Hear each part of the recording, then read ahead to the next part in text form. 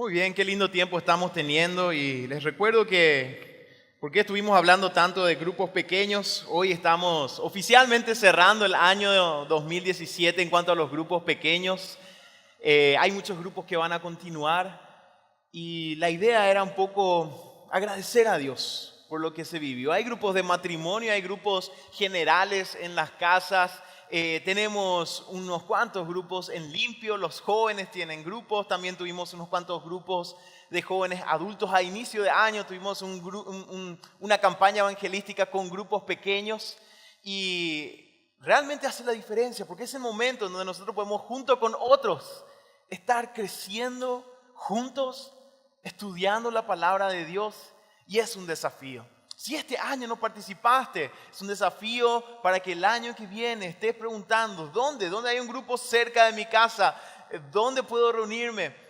Tenemos grupos ya mencioné Limpio, pero hay también en otras zonas aquí. Tenemos en Capiatá, en Villa Elisa, en Ñemby, en prácticamente toda nuestra zona de Gran Asunción y obviamente aquí también en Fernando de la Mora. Así que es un desafío a que podamos participar y en este momento no quiero dejar pasar este tiempo para estar orando por todos aquellos que estuvieron liderando un grupo. Y quiero pedirle a todos nuestros líderes de grupos presentes, ya sea en Limpio, los matrimonios, los jóvenes, etcétera, que puedan ponerse de pie. Y en ustedes están representados todos aquellos que estuvieron participando este año en el ministerio. Así que a todos los líderes de grupo les pido un favor que puedan ponerse de pie y queremos orar por ustedes en este tiempo. Estás liderando un grupo, estuviste liderando tal vez un grupo que terminó, ponete de pie y vamos a orar en este tiempo y decir y pedir al Señor que bendiga a nuestros líderes y que siga llamando a otros a tomar este compromiso. Vamos a orar. Nuestro buen Dios, te damos gracias por los grupos pequeños. Señor, estas personas a quienes tú has llamado a abrir un grupo, a llevar adelante un grupo, Señor. Agradecemos por sus vidas. Señor, sabemos que no es una tarea fácil, es una tarea que tiene muchos desafíos, Señor. Y sin embargo, ellos han respondido a tu llamado con obediencia. Bendícelos, Señor. Que tú proveas para ellos todo lo necesario y que los sigas usando, Señor. Y que sigas llamando a otros líderes, Señor, a personas que quieran abrir sus hogares. Juntar personas, Señor, para abrir tu palabra y dejar que sea tu palabra la que nos transforme y nos moldee a tu imagen. Gracias te damos por estas personas y oramos en el nombre de Jesús. Amén y amén. Le damos un aplauso también a nuestros líderes. Que Dios les bendiga. Gracias, hermano. Pueden tomar sus asientos. Realmente fue un año de mucha bendición. También quiero recordarle a todas aquellas personas que nos están visitando en esta noche, tenemos un presente muy especial para ustedes.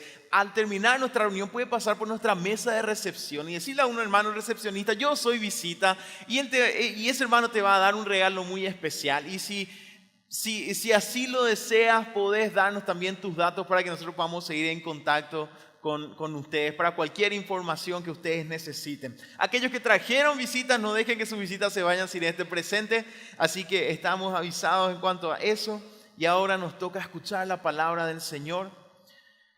Este es un mensaje que lo había traído, creo yo, el año pasado y el Señor puso en mi corazón que voy a hablar sobre este texto en esta noche. Y antes quería mencionar algo. Normalmente aquellos que hemos estado hace un tiempo en el ámbito evangélico escuchamos siempre una frase. Dios o Jesús no se trata de una religión, decimos siempre, sino de una relación. Conocer a Dios no es tener una religión, sino tener una relación personal con Dios. Y tiene mucho sentido esta frase, porque entendemos que Dios es real en nuestras vidas y no solamente parte de la cultura o a lo que heredamos. Pero hay algo muy importante que tenemos que entender. No hay nadie que pueda decir, yo no tengo una relación personal con Dios. Dios es el rey y Él reina en todo el universo. Nadie puede decir, yo no tengo una relación personal con Dios. Ahora, la diferencia está en qué tipo de relación tenemos con Dios. ¿Tenemos una relación de comunión, de compañerismo? ¿O tenemos una relación de enemistad con Dios? ¿Tenemos una relación en donde nosotros estamos oponiéndonos a su voluntad o rebelándonos en contra de Él? Esa es la pregunta que tenemos que hacernos. ¿Cuál es o de qué manera podemos describir nuestra relación con Dios? Y ahí es donde realmente la religión puede ser muy peligrosa. ¿En qué sentido? Porque la religión puede darnos una imagen de Dios incorrecta. Muchos dicen, yo tengo mi religión, pero Dios está tan lejano en sus vidas que entender la relación con Dios se trata de simplemente cumplir algunos ritos, seguir ciertas tradiciones y en algunos casos nunca haber abierto la palabra de Dios para saber lo que Dios quiere para tu vida. Y la religión te dice, sí, vos formas parte de una iglesia, formar parte de la iglesia, y sin embargo tu corazón puede estar muy lejos de Dios. La religión no transforma corazones. La palabra de Dios es la que transforma el corazón. Y para lograr entender lo que Dios quiere para nosotros en nuestras vidas, tenemos que buscar lo que Él dice en su palabra y tenemos que buscar cómo Él es. Y hoy quiero compartir con ustedes una historia en la Biblia que nos enseña acerca de quién es Dios. Y al conocer cómo y quién es Dios, entonces vamos a poder saber qué tipo de relación estoy teniendo con Él. Y vamos a saber también a qué Él nos está llamando. El título del mensaje en esta noche es El Padre Pródigo. Pródigo es una palabra que normalmente nosotros lo relacionamos a la historia del hijo pródigo, que es la misma historia que vamos a leer hoy. Pero pródigo simplemente significa alguien que derrocha lo que tiene, que no administra bien, que lo tira a la basura tal vez. Y sin embargo, pródigo tiene un segundo significado. Pródigo es también aquella persona que da con generosidad. Una persona pródiga puede ser alguien que derrocha sus bienes, como también puede ser alguien que es tan generoso, que no está para nada atado a los bienes, que es tan generoso que da incluso a aquel que se rebela en contra de él. Y en esta historia que vamos a leer tenemos la historia no solamente de un hijo pródigo que derrochó sus bienes, sino de un padre pródigo que dio generosamente y que es misericordioso en abundancia y que da de su gracia en abundancia. Esta historia, a veces nosotros tomamos la historia del hijo pródigo, nos concentramos en el hijo y vemos porque es una persona que lo perdió todo y volvió a su casa y es una historia muy linda, pero pasamos por alto que quizás el protagonista principal en esta historia es el Padre, porque esta historia nos recuerda cómo es nuestro Dios.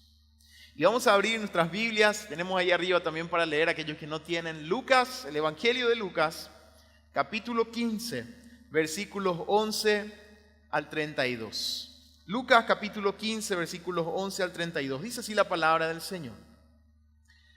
También dijo, un hombre tenía 2 hijos, y el menor de ellos dijo a su padre, Padre, dame la parte de los bienes que me corresponde, y les repartió los bienes. No muchos días después, juntándolo todo, el hijo menor se fue lejos a una provincia apartada, y allí desperdició sus bienes viviendo perdidamente. Y cuando todo lo hubo malgastado, vino una gran hambre en aquella provincia y comenzó a faltarle. Y fue y se arrimó a uno de los ciudadanos de aquella tierra, el cual le envió a su hacienda para que apacentase cerdos. Y deseaba llenar su vientre de las algarrobas que comían los cerdos, pero nadie le daba.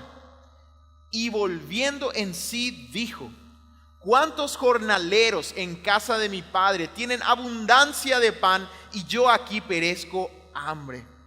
Me levantaré e iré a mi padre y le diré, Padre, he pecado contra el cielo y contra ti, ya no soy digno de ser llamado tu hijo, hazme como a uno de tus jornaleros. Y levantándose vino a su padre, y cuando aún estaba lejos lo vio su padre y fue movido a misericordia y corrió y se echó sobre su cuello y le besó.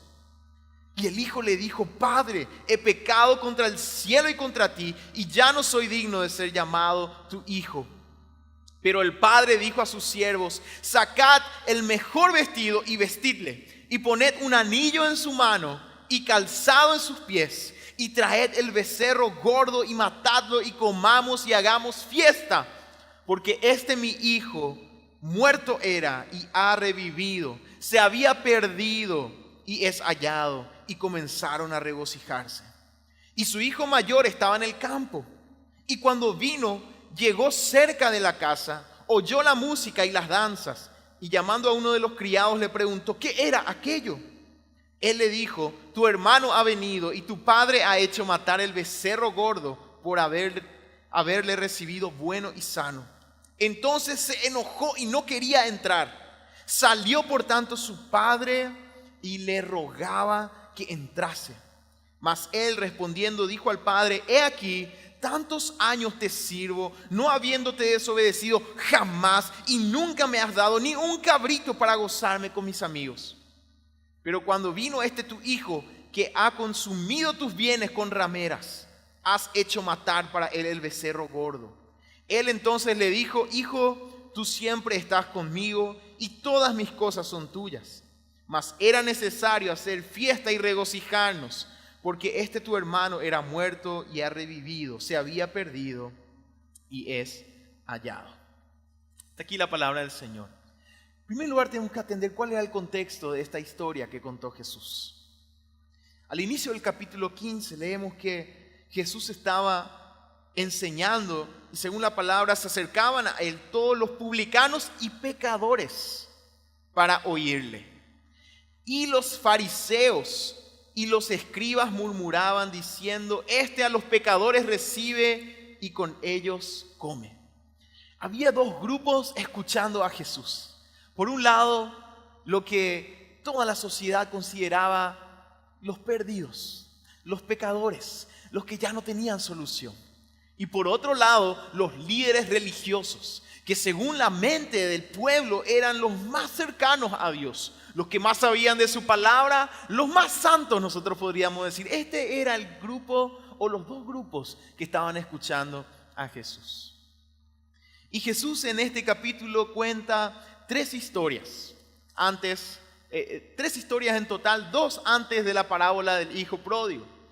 Primero cuenta la parábola de la oveja perdida, en donde el dueño de las ovejas, el pastor, va y busca a una oveja perdida, dejando a las 99, y hace una fiesta al encontrarla. Y Jesús termina esta parábola diciendo: os digo que así habrá más gozo en el cielo por un pecador que se arrepiente que por 99 justos que no necesitan de arrepentimiento. Después Jesús cuenta otra parábola, la parábola de una moneda perdida. Y otra vez, después de esta parábola, Jesús termina diciendo: así os digo que hay gozo delante de los ángeles de Dios por un pecador que se arrepiente. Es interesante. Quizás hoy viniste diciendo: yo soy ese que consideran perdido, yo soy ese que consideran pecador, yo soy ese que consideran ese está lejos de Dios. Y muchos quizás dicen: yo ni me animo a acercarme, quiero acercarme, si me acerco lo hago bien de lejos, porque no sé si Dios me va a recibir. Y sin embargo, aquí leemos que hay gozo en los cielos cuando un pecador se arrepiente. Hay fiesta en los cielos cuando alguien que está lejos de Dios dice: Señor, yo vengo a ti tal como estoy, deseando que tú cambies mi situación, sin fuerzas, con necesidad. Y la palabra dice: hay fiesta en el cielo por un pecador que se arrepiente. Si hoy estás escuchando la palabra de Dios, tienes que saber esto. No pienses en lo alejado o en lo grande de tu pecado. Pensá en lo grande de la misericordia de Dios, y que hay fiesta en los cielos por un pecador que se arrepiente. Y vamos a concentrarnos ahora en nuestra historia, en la parábola del hijo pródigo, que nosotros vamos a llamar el padre pródigo, porque vamos a concentrarnos en lo que este padre hizo y nos enseña acerca de cómo es Dios. Y vemos tres características de este padre en la historia que son tres características de Dios. En primer lugar, vemos en este Padre que era un hombre lleno de gracia. Y esto nos enseña cómo es nuestro Dios. Él es un Dios de gracia. Leíamos, un hombre tenía 2 hijos y el menor de ellos dijo a su padre: Padre, dame la parte de los bienes que me corresponde, y les repartió los bienes. En la Biblia, gracia es una palabra muy grande, pero con un significado muy sencillo. Significa un regalo, pero no cualquier regalo. Ahora, en esta época del año, más de uno estará esperando un regalo. Puede ser un regalo de cortesía de la empresa donde trabajas, ¿verdad? Por lo menos un pan dulce a veces el empleado está esperando, ¿verdad? Eso es un regalo, ¿verdad? Pero es una cortesía que si un empleado no recibe, probablemente se va hasta a enojar, ¿verdad? ¿Qué pasó de nuestro pan dulce? Por lo menos mi pan dulce me tenían que dar. Eso no es gracia. Tampoco es un regalo de agradecimiento que tal vez a veces le damos a algún doctor, ¿verdad? Los doctores acá presentes siempre reciben algo porque los pacientes a veces están tan agradecidos de que el doctor estuvo tan acertado en su diagnóstico o en el tratamiento que algo más le regalan, ¿verdad? En el interior a veces sucede esto, se regala de las gallinas que uno tiene o de algún animal que tiene en la granja para agradecerle al doctor. De alguna manera ese regalo tiene algo de merecimiento. Pero esto no es gracia según lo que la Biblia describe cómo es nuestro Dios. No es tampoco un regalo de reconocimiento que de repente se le da a un embajador cuando viene, entonces el país que lo recibe le da un reconocimiento, no. Mucho menos un regalo de premiación. La gracia no es una premiación, no es una medalla que nosotros recibimos porque fuimos buenos o porque hicimos lo que Dios nos mandó y entonces Él nos da una medalla que es la gracia. No. En la Biblia, la gracia es un regalo completamente inmerecido. No hay nada que nosotros podamos hacer para decir: yo merezco lo que Dios me da. Es inmerecido de principio a fin. Esto es gracia. Esta es la gracia de Dios. Dios es un Dios que da, aunque aquellos que reciben lo que Él da no lo merezcan. Incluso aunque aquellos que reciben lo que Él da no sean agradecidos. A veces olvidamos esto y nos volvemos mal agradecidos. Algunos piden un trabajo y al instante nos comenzamos a quejar de ese trabajo que tenemos. O pedimos una familia y comenzamos a quejarnos de nuestra familia. Está eso, nuestra naturaleza caída del ser humano parece. No queremos ser agradecidos con lo que Dios nos da. Y la verdad es que cada segundo de nuestras vidas es un regalo inmerecido de Dios. Dios no nos debe ni un segundo de nuestra existencia. Todo lo que tenemos es un regalo de Dios. Lo mucho que tengamos según los ojos humanos o lo poco que tengamos, nada de lo que tenemos merecemos de parte de Dios. Todo es de su gracia. Y si vamos a ser sinceros, ¿qué es lo que merecemos de parte de Dios? Es el castigo por nuestro pecado. La palabra de Dios es clara en eso. Si hay algo que merecemos, es prácticamente ser eliminado por parte de Dios, porque Él es justo y nosotros nos rebelamos en contra de Él. Una vez escuché a un pastor predicar diciendo: voy a decirle la noticia más espantosa que jamás van a escuchar. Y los que estaban escuchando dijeron: ¿cuál es esa noticia? Dios es bueno, le dice. Dios es bueno, no es una mala noticia. Eso es una buena noticia, decía él. Y él le dice: es una mala noticia, ¿saben por qué? Porque Dios es bueno y ustedes no son buenos. Si Dios es bueno y Él es justo y Él es santo y Él es perfecto, entonces, porque nosotros no somos buenos, entonces estamos en un problema. ¿Qué vamos a hacer nosotros, imperfectos y pecadores, delante de un Dios perfecto y justo y santo? Es un problema. Sin embargo, por su gracia, el Señor tiene paciencia con nosotros. No queriendo, dice la palabra, que nadie se pierda, sino que todos vengan al conocimiento de la verdad, para que haya fiesta, así como Jesús lo estaba diciendo. Nuestra historia nos enseña esto acerca de Dios. Él es un Dios que da inmerecidamente. ¿Cómo lo vemos?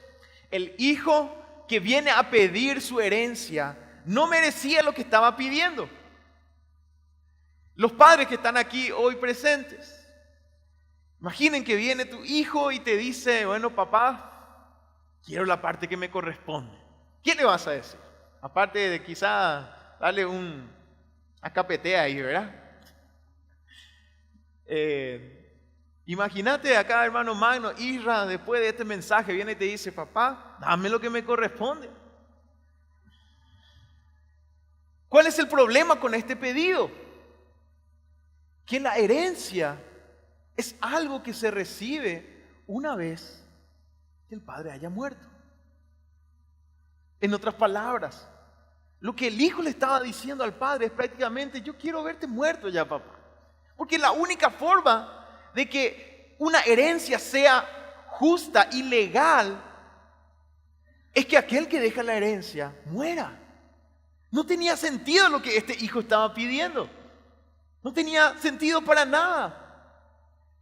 Y sin embargo, el padre le da lo que él pide. Según la ley judía, le correspondía al hijo menor 1/3 de todos los bienes del padre. Porque eran 2 hermanos. El mayor tenía 2/3 de todo. Pero otro problema, si el padre todavía no moría, para darle lo que le correspondía, entonces tenía que vender algo. Tenía que deshacerse de algo. Y es por eso que nosotros leemos en el texto también que después de unos días juntó todo lo que le correspondía. Y yo me imagino al padre ahí calculando cuánto es lo que tengo, cuál es 1/3 de lo que le corresponde. Pongo a la venta. Y el hijo llevó eso que no le correspondía. Esto nos enseña acerca de la gracia de Dios. Todo lo que tenemos, nuestros bienes, nuestra familia, los dones, todo es un regalo inmerecido de Dios. Todo. No hay nada que nosotros merezcamos. Y cuando miramos la actitud del hijo mayor, vemos esto mismo. ¿Por qué creen que el hijo mayor estaba tan enojado por lo del becerro gordo y los demás gastos del padre cuando vino el hijo que se había arrepentido? El hijo mayor empezó a calcular, me imagino yo. Ya le dio mi papá 1/3 a mi hermano y él todavía no murió, entonces yo no puedo tener todavía lo suyo. Es decir, que ese becerro gordo, ese es mi parte, ¿no? Eso que él está gastando, está achicando de lo que a mí me va a corresponder como herencia. Y él se enoja en sobremanera. Y no va a entrar a la fiesta porque estaba tan enojado. Él también con esta actitud demostraba que estaba exigiendo lo que aún no le correspondía porque el padre estaba vivo. El padre podía hacer lo que quería con sus bienes. ¿Por qué son sus bienes? Y este hijo mayor se enojó porque ella estaba pensando, está gastando lo que tarde o temprano tiene que ser mío. Y se enoja. Ambos hijos demostraron una actitud que está arraigada en el ser humano. Aunque de maneras diferentes, cada hijo demostró amar más lo que el padre les podía dar que a su mismo padre. Y esta es una actitud que muchas veces tenemos con Dios. Queremos lo que Él nos pueda dar, pero todavía no sabemos lo que Él quiere de nosotros. Y a veces hasta no nos importa el poder tener una relación de comunión con Él. Solo queremos lo que Él nos pueda dar y no queremos a nuestro Padre. Pero el Padre pródigo, nuestro Dios, es un Dios de gracia. Tenemos que tener esto en cuenta. Y vamos a ver una segunda característica del Padre: su amor.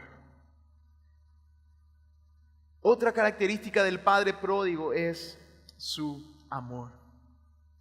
Cuando el hijo menor volvió en sí, como nos dice el texto en el versículo 17, y volviendo en sí dijo: ¿cuántos jornaleros en casa de mi padre tienen abundancia de pan y yo aquí perezco de hambre?, decía él. El hijo estaba pensando después en pagar lo que él malgastó. Y él decía: me levantaré, iré a mi padre y le diré: Padre, he pecado contra el cielo y contra ti, ya no soy digno de ser llamado tu hijo, hazme como a uno de tus jornaleros. Prácticamente él estaba pensando, voy a ir a mi papá y le voy a decir, contratame, papá. Yo no quiero que me acepte más como hijo, contratame en tu hacienda y yo voy a cobrar tal como los demás jornaleros.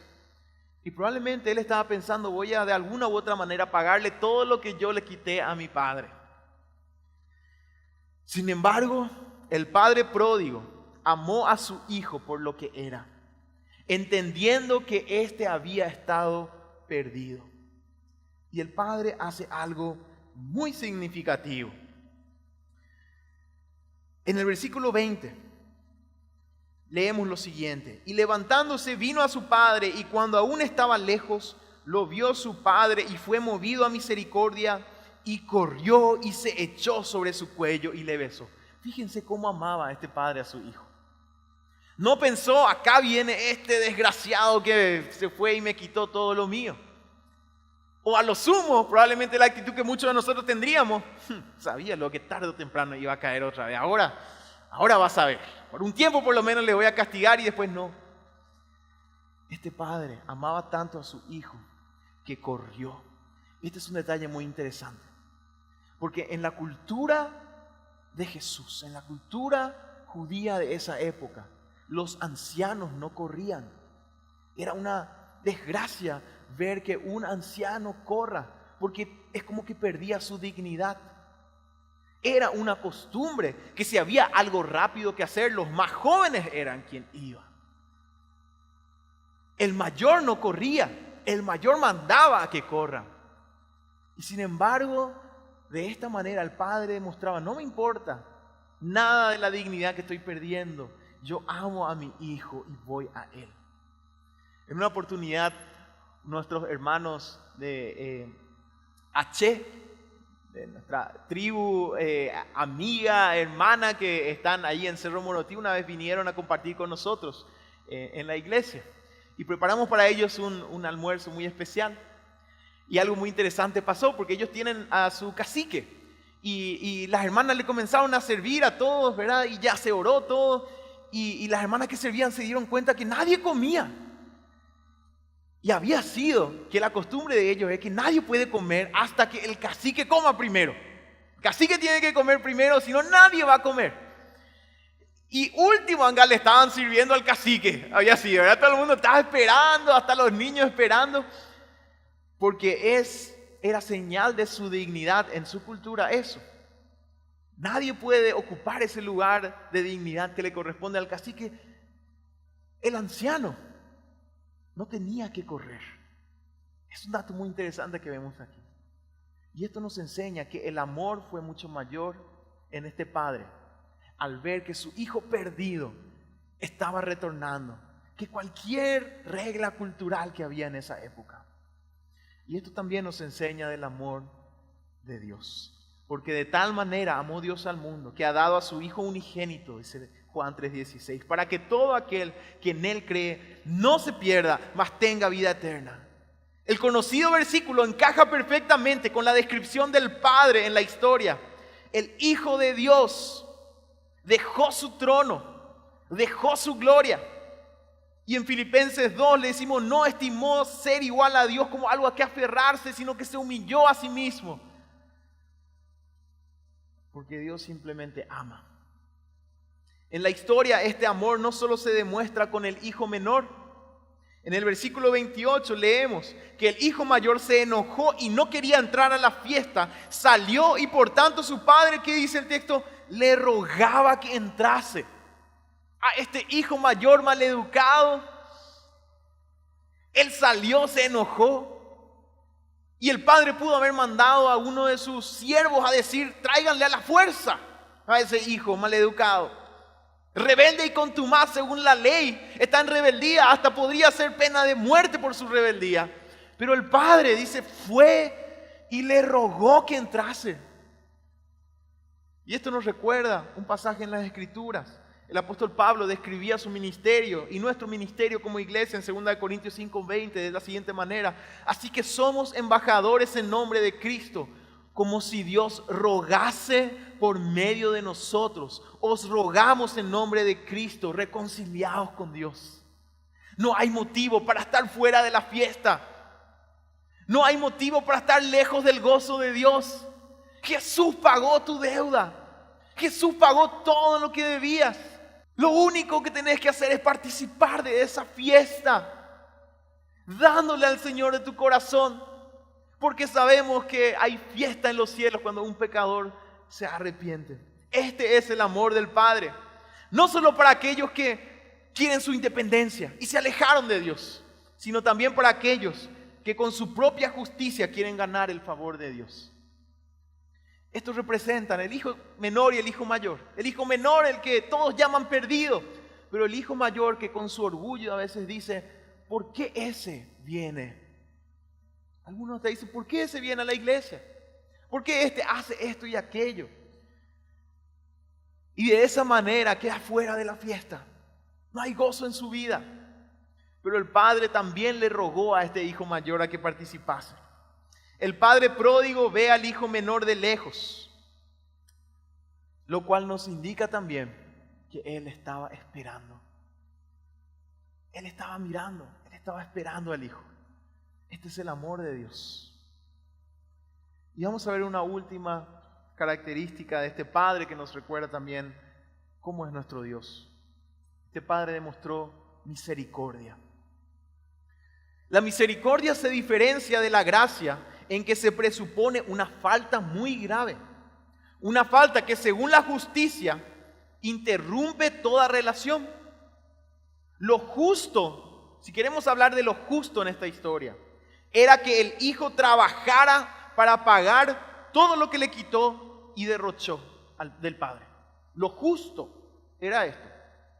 La ley debería de exigirle a este hijo hacer esto. Lo justo era que probablemente ni siquiera se presentara delante del padre hasta pagar todo. Y una vez que pague, a ver si el padre le recibía, ya era cuestión del padre. Pero el padre pródigo hizo lo siguiente: le perdonó, le restauró su identidad como hijo, le dio aún más beneficios de los que antes tenía. Así es nuestro Dios. Esto es misericordia.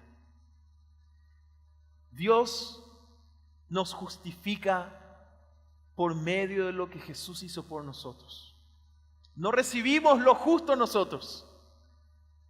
Lo justo sería nuestra muerte y separación eterna de Dios. Nosotros recibimos misericordia porque alguien pagó por nosotros. Y nosotros tenemos de Dios vida eterna y paz con Dios. También el hijo mayor recibió misericordia. Había faltado al respeto a su padre.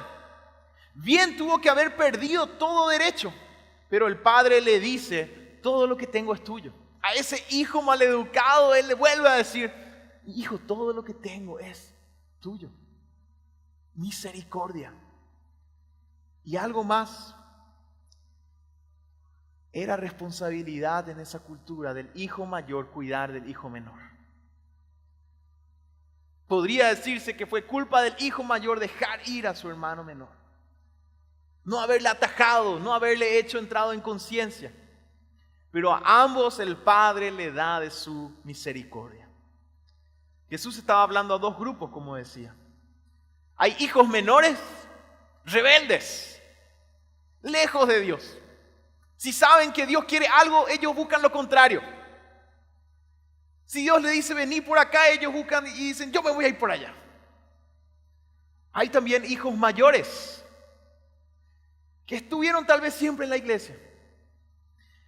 Y todo el mundo dice, qué buena que es esa persona, qué bueno que es este muchacho, esta chica. Y sin embargo, en su corazón está lejos de Dios porque tiene un orgullo tan grande y le molesta que Dios sea tan lleno de gracia y misericordia. Así eran los fariseos que finalmente llevaron a Jesús a la cruz porque ellos no podían soportar que Dios fuese como Jesús decía que era, lleno de gracia, amor y misericordia. Pero ese es nuestro Dios. Unos quieren su independencia, otros quieren demostrar su propia justicia. Ambos con un mismo problema, deseando más lo que el Padre le podía dar que al mismo Padre. Los hijos menores chocan con el hambre y la sed de estar lejos de Dios y de la vergüenza de haberlo perdido todo. los hijos mayores chocan con la misericordia del Padre y con los celos que impiden aceptar la voluntad del Padre, ambos reciben lo mismo: gracia, amor y misericordia. Hoy es tiempo de volver a la casa del Padre. Yo no sé si viniste hoy como hijo menor o si estás hoy como hijo mayor, lleno de conocimiento y tradición, pero sin un corazón transformado por Dios. Quizás viniste como hijo menor diciendo: cuántas cosas malas ya hice. Ya está. Yo no puedo acercarme a Dios, y sin embargo, hoy es el día que el Señor te dice: volvé a casa, porque yo te estoy esperando. Es el momento de decir: voy a ir a la casa de mi Padre. Voy a reconocer que tengo sed, que tengo hambre, que por más de que demuestro estar bien, en el fondo estoy mal porque necesito de mi Dios. Y ¿sabes qué? Te vas a encontrar con un Padre que te está esperando, que va a correr a ti, que te va a abrazar y besar. Porque ese es nuestro Dios.